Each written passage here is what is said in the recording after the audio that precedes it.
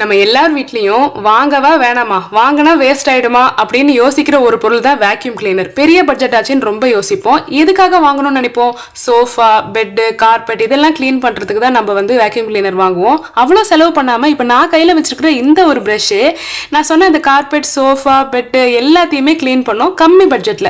அப்படி என்னன்னு பாக்குறீங்களா? இது ஒரு கார்பெட் கிளீனிங் பிரஷ். கார்பெட்னு கிடையாது, எல்லாத்தையுமே கிளீன் பண்ணலாம். ஆக்சுவலி சோஃபா, பெட் எல்லாம் பாத்தீங்கன்னா கொஞ்சம் வெயில் இருக்கிற இடத்துல தட்டினீங்கன்னா தூசி பறக்கும், மேலோட்டமா தூசி படிஞ்சிருக்கும் பாத்தீங்களா? அதை இந்த பிரஷ் வச்சு ஈஸியா கிளீன் பண்ணிடலாம். எப்படின்னு சொல்லி பார்க்கலாம் வாங்க. இந்த பிரஷ் நான் குவைத்ல இருக்கும் போதே யூஸ் பண்ணியிருக்கிறேன். என்னோட பழைய குவைத் வீடியோவை நீங்க பார்த்திருந்தீங்கன்னா உங்களுக்கு தெரிஞ்சிருக்கும். அப்ப கார்பெட் கிளீன் பண்ண யூஸ் பண்ணியிருந்தேன். என்னோட ஹானஸ்ட் ரிவ்யூவே சொல்றேன், பாசிட்டிவா சொல்றேன், நெகட்டிவா சொல்றேன். இப்போ இது கார்பெட்டை இப்படி நீங்க மூவ் பண்ணீங்கன்னா அது மேலோட்டமா இருக்கிற அந்த ஒரு டஸ்ட், அது மட்டும் இல்லாம அந்த உள்ளுல இருக்கிற அந்த ஃபைனான சில விஷயங்கள்லாம் காத்துல பறக்கும் பாத்தீங்களா? அதெல்லாம் பாத்தீங்கன்னா இதுல கலெக்ட் பண்ணி பாருங்க. அது மேல விழுந்த டஸ்ட் எல்லாமே இதுல கலெக்ட் பண்ணிடும். ஸோ இது பிளாஸ்டிக் தான், அதெல்லாம் ரொம்ப ஹார்ஷா நீங்க பிரஸ் பண்ணக்கூடாது, மேல பிரேக் ஆகிறதுக்கு சான்ஸ் இருக்கு. ஸோ இது கார்பெட் மட்டும் தான் கிளீன் பண்ணுமா, மற்றதுக்கெல்லாம் யூஸ் இல்லையா அப்படின்னு கேட்டீங்கன்னா கிடையாது. இப்போ சோஃபா மேல ஏதாவது ஸ்நாக்ஸ் கொட்டிக்கிச்சு அப்படின்னா நம்ம வீடு கிளீன் பண்ற அதே தொடப்பத்தை எடுத்துட்டு நம்ம கிளீன் பண்ணணும்னு அவசியம் கிடையாது.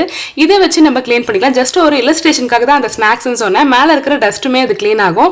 சரி, ஓகே. இப்போ பெட் மேல ஒரு ஃபைனான டஸ்ட் இருக்கு, இல்ல பெட்ஷீட் மேல ஏதோ ஒரு மண்ணு மாதிரி இருக்கு, தொடப்பத்தை வச்சு தான் கிளீன் பண்ணோம், இல்லைன்னா தட்டணும்னு வச்சுக்கோங்க பெட்டை, அது எல்லா பக்கமும் ஸ்கேட்டர் ஆகி போயிடும். ஸோ அதுக்கு பதிலாக இந்த ஒரு பிரஷ் வச்சு நம்ம ஃபைனா கிளீன் பண்ணிக்கலாம். என்னடா பெட் மேல வச்ச பிரஷ்ஷே திருப்பியும் கால் மீதியிலே வைக்கிறேன்னு பார்க்காதீங்க. ஜஸ்ட் உங்களுக்கு காமிக்கிறதுக்காக தான் நான் இன்னொரு நாள் எடுத்த வீடியோ. ஸோ இதை கார்பெட்டுக்குமே, அதாவது கால் மீதி யூஸ் பண்ற கார்பெட்டுக்குமே யூஸ் பண்ணிக்கலாம். இது எதுக்கு யூஸ் பண்ண முடியாதுன்னா, நீங்க ஃப்ளோரை கிளீன் பண்ண இதுக்கு யூஸ் பண்ண முடியாது. நார்மல் வேக்யூம் கிளீனர் பார்த்தீங்கன்னா ஃப்ளோர்ல இருக்க டஸ்ட்டே சக் பண்ணும். இது சக்கிங் கேப்பபிலிட்டிலாம் இது கிடையாதுங்க.